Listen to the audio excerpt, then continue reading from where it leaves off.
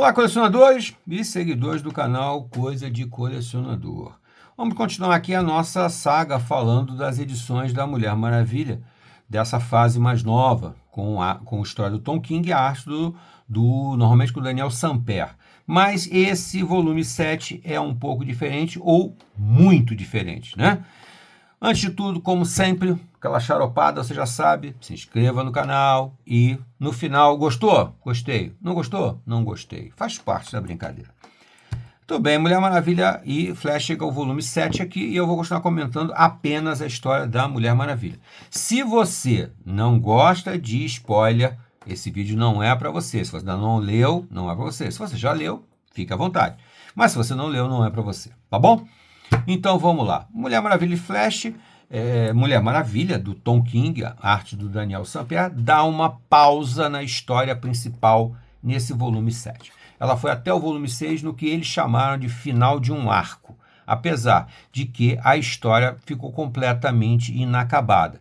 De certa forma, o motivo principal para a Mulher Maravilha entrar em confronto com as forças americanas, com o exército americano, ficou sem nenhuma explicação, que é a história de, num incidente, num determinado bar no interior, uma amazona que estava jogando sinuca, bilhar, alguma coisa do tipo, ela se desentende com um cara que passou a mão nela, não sei se de propósito ou sem querer, e ela acaba matando 7 homens lá. Isso desencadeia uma reação nacional que expulsa as Amazonas dos Estados Unidos, dizendo que elas não são confiáveis.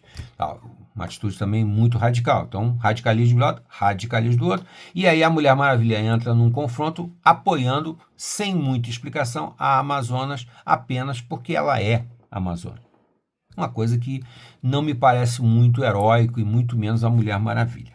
Me parece mais um panfleto feminista.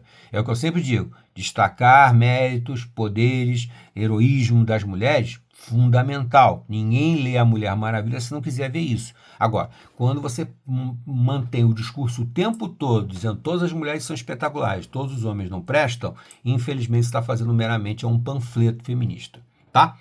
Então vamos lá. Chegou aqui o volume 7 e aí a surpresa não é muito boa, porque, vou pular aqui porque a primeira história aqui é do Flash, eles inverteram até a página aqui, normalmente é a Mulher Maravilha que abre a edição, mas nesse caso aqui eles inverteram, puseram o Flash na frente porque a capa é a capa do Flash. Exatamente, porque a história nova, esse momento aqui da história, é totalmente fora da história que está transcorrendo. Eles voltam no tempo e começam a contar aqui um pouquinho da origem da Mulher Maravilha, que ainda não apareceu muito bem na história, apareceu só no início, né? E é para ela que a história principal está sendo contada. Ela é uma interlocutora, ela é um ponto de referência na contagem da história principal. Aqui eles pegam essa, está ela aqui, ó, o visual dela aqui, essa Mulher Maravilha do futuro, digamos assim, depois da Diana Prince, ela teve uma origem que nunca foi contada. Então Tom King começa a contar a história dela aqui, da Lizzie. A Lizzie, que é bem mais nova do que é mais nova do que o Super-Homem e os filhos, né, do Super-Homem e do Batman, foi criada muito por eles dois, pelo Super-Homem e pelo Batman, filhos do Super-Homem original e do Batman original. Essa história, então, aqui se passa no passado, da história atual, da história que está sendo narrada, com ela menininha, bem pequenininha, assim, sei lá, 7 anos, 8 anos, por aí, e os outros dois um pouco mais velhos, né, já na fase dos seus 15 anos, 12 anos, por aí. Então, é uma história totalmente desconectada da história principal e que, na minha opinião, não acrescenta muito. Tenta apenas humanizar um pouco mais esses 3 personagens, que são muito histriônicos, são muito exibidos, são muito egoístas, né? Eles têm um ego muito grande, os três se acham melhores do que os outros, tal. Então falta, mesmo nessa tentativa aqui do Tom King de humanizar os personagens, falta essa possibilidade, essa perspectiva de conseguir fazer isso. E não é bem sucedido. São 2 historinhas curtas com essa pegada e com o desenho do Belém Ortega, que é um artista que eu não conhecia e também não me acrescentou em nada, não será um artista que vai me guiar à compra de outros quadrinhos, tá? É uma história totalmente fora da linha cronológica que está sendo contada, então não acrescenta muito à história original. Se você ler até o volume 6, o volume 7 você pode até deixar de ler, que não vai trazer nada que interfira na história principal. Tá bom, gente?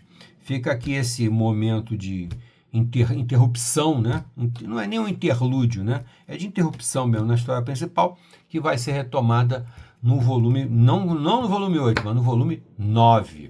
No volume 8 também, mas o volume 8 chega a ser, digamos assim, um interlúdio, só que é um interlúdio de retrospecto, né? É bem complicado isso aí, não acrescenta muito e quebra um pouco a sequência da história. Não sei se é boa ideia, mas num título mensal eu entendo que o autor precisa de um refresco, precisa, né, botar as ideias em ordem para a história continuar bem. Então, às vezes, esse momento em que você desvia um pouco a atenção, faz uma outra coisa, você dá fôlego para a história continuar melhor no futuro. Tá bom, gente? Fica aqui a dica do canal Coisa de Colecionador. Chegou até aqui? Gostei? Não gostei?